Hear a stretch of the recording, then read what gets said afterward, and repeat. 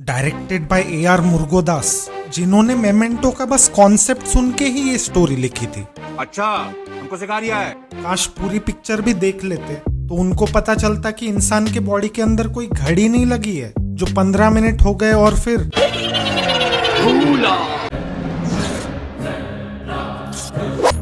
एक आदमी जो शॉर्ट टर्म मेमोरी लॉस की बीमारी के चलते अपना पूरा पास्ट भूल चुका है और अपनी इंसानियत भी।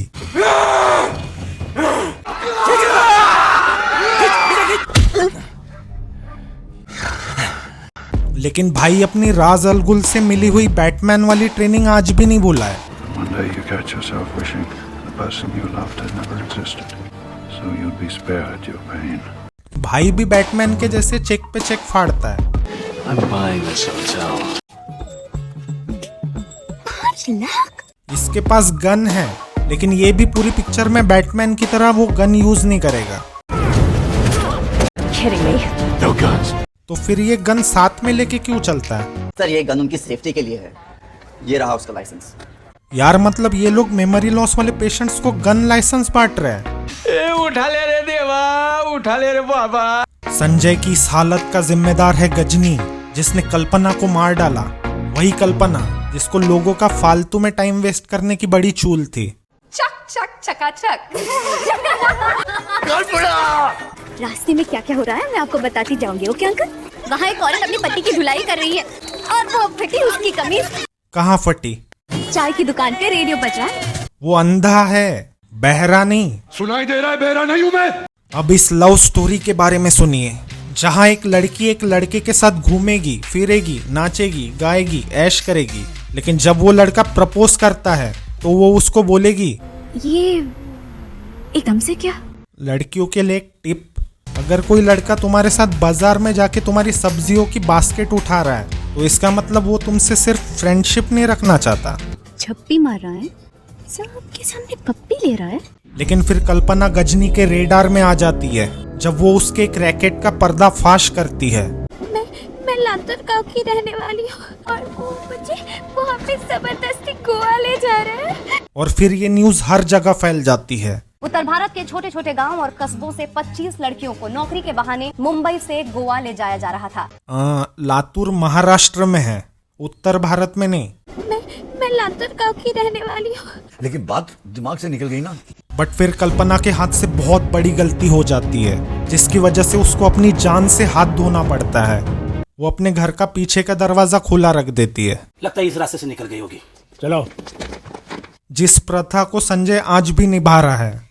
अच्छा, मगर अब संजय गजनी से बदला लेने निकलेगा। लेकिन एक मिनट, जरा पीछे जाना। ये हीखो हाइखो कौन है ये? अभी हमारी दोस्ती ऐसी नहीं कि मैं तुम्हें सब कुछ बता दूं।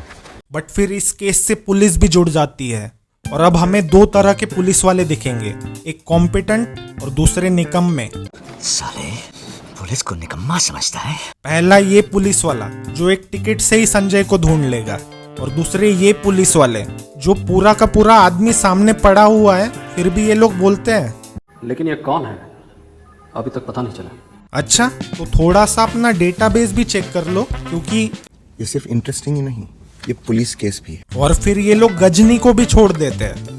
और भी कुछ अजीबोगरीब चीजें लिखी हुई है। हाँ, अजीब बातें, जैसे Kalpana was killed, who is Ghajini. मेरे दोस्त हैं। लेकिन अब Sunita the medical student Sanjay की मदद करेगी। वही सुनीता जो गजनी को फोन लगा के बोलती है, मेरी एक फोटो उसके पास रह गई, आप उसके साथ जो चाहे कीजिए, लेकिन मेरी फोटो प्लीज वापस दिलवा दीजिए। मैं तो तुम्हारी दोस्त हूँ। मगर फिर वो उसकी डायरीज पढ़ती है जो हिंदी में लिखी हुई है। तो फिर सारे टैटूज, नोट्स और इंस्ट्रक्शंस इंग्लिश में क्यों? हिंदी लिखना भी भूल गया क्या ये?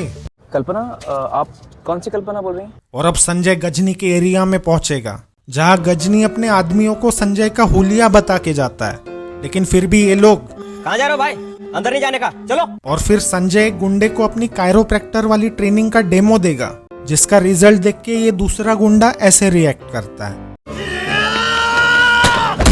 भाई मैं होता तो वहीं से उल्टे रास्ते भागता। और अब आखिर में संजय का सामना होगा गजनी से, जो संजय को सामने देख के भी उसको पहचान नहीं पाया था, क्योंकि उस बात को 2 साल हो गए थे। 2 2 साल पहले मैंने क्या किया था? लेकिन उसको ये बराबर याद है कि उसने 2 साल पहले कल्पना को कौन सी चीज से मारा था। याद है वो रोड जिससे मैंने तेरी मंगेतर को मारा था? ये किसने बताया गजनी को कि कल्पना संजय की मंगेतर थी? कब हुई ये एंगेजमेंट? जब मैं तुम्हें बताऊंगा तब मैं तुम्हारा चेहरा देखना चाहता हूँ।